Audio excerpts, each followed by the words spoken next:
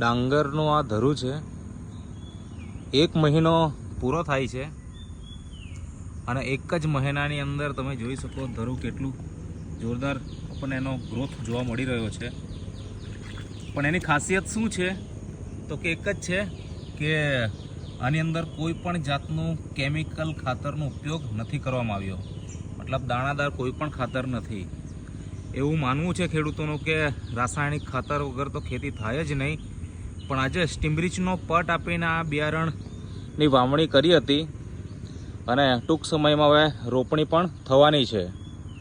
તો એ માનવાની બિલકુલ જરૂર નથી કે રાસાયણિક ખાતર વગર ખેતી નહીં થઈ શકે.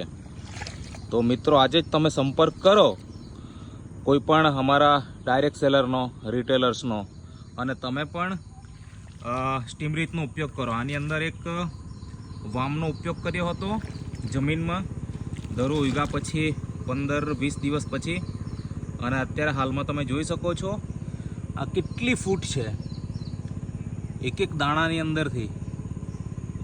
અને આ વર્ષે ચોમાસાની ઋતુમાં વરસાદ એટલો બધો આવ્યો છે કે ઘણાના તો બિયારણ ઉગ્યા જ નથી. અને એવા સંજોગોમાં તમે આવું ડાંગર જોઈ શકો છો, આવું આ ધરું જોઈ શકો છો.